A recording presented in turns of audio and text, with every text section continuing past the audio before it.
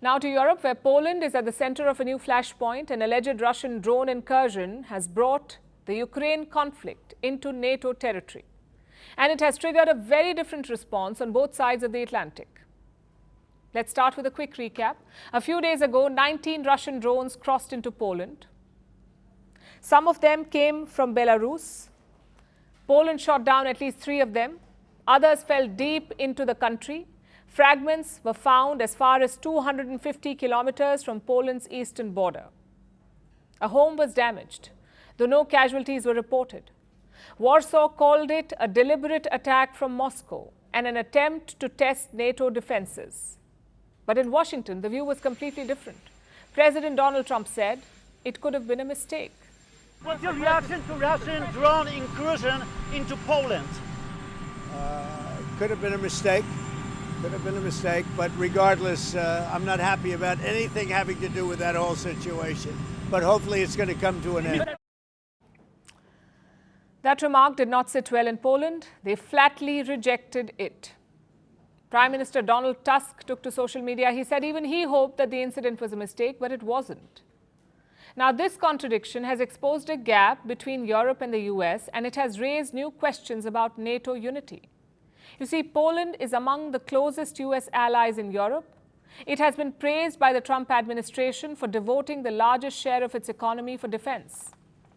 Poland has pledged 4.7% of GDP to defense this year. So for its leader to directly contradict Trump is unheard of.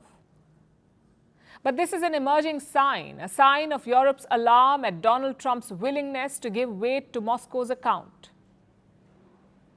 And what is Moscow's account? That they were targeting Ukraine, they never aimed at Poland, and there's no proof that the drones were Russian. That's what Moscow is saying. They've accused Poland of spreading myths. And yet in Poland, there is no doubt. Officials say that the drones were Russian-made. They've recovered parts as evidence, they say, and they call the incursion an unprecedented provocation.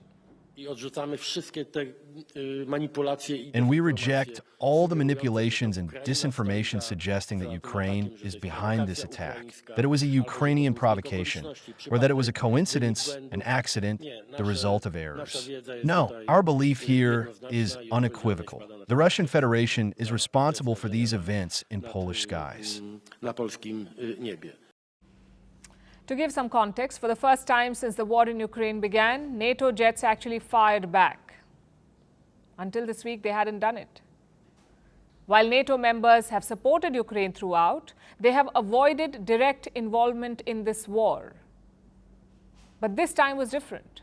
This time, drones had reached NATO skies. Polish F-16s and Dutch F-35s responded. So this was a different situation altogether. The incursion also did something rare in Polish politics. It united bitter rivals. President Karol Nawrocki and Prime Minister Donald Tusk, they stood side by side and promised to act like one fist.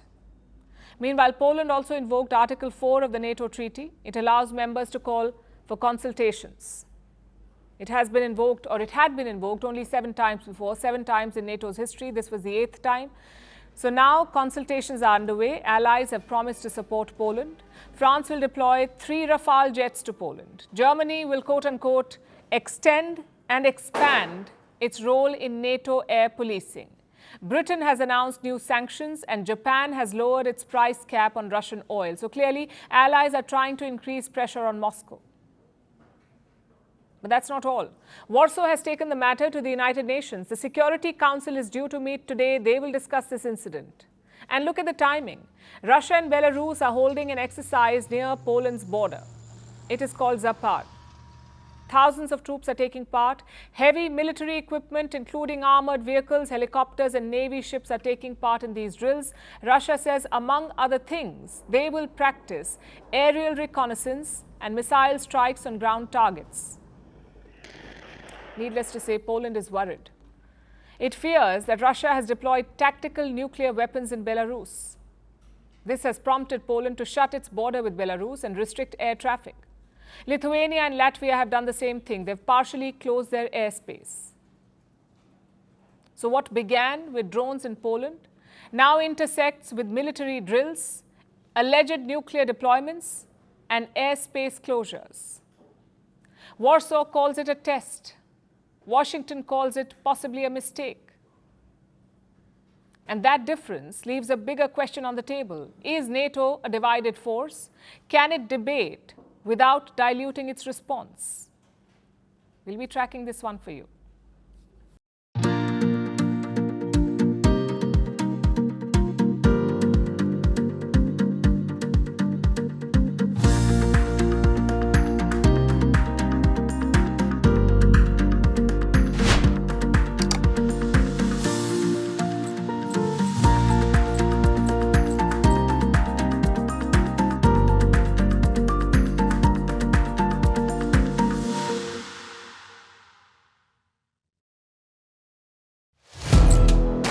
Firstpost now available in 9 languages on YouTube.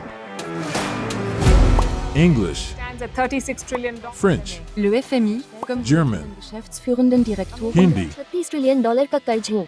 Indonesian, Pemerintah tanpa pemeriksaan. Italian, Sekali radikali. Japanese, 4 兆ドル以上も Portuguese, por causa do próprio balanço patrimonial. Spanish. Beautiful bill.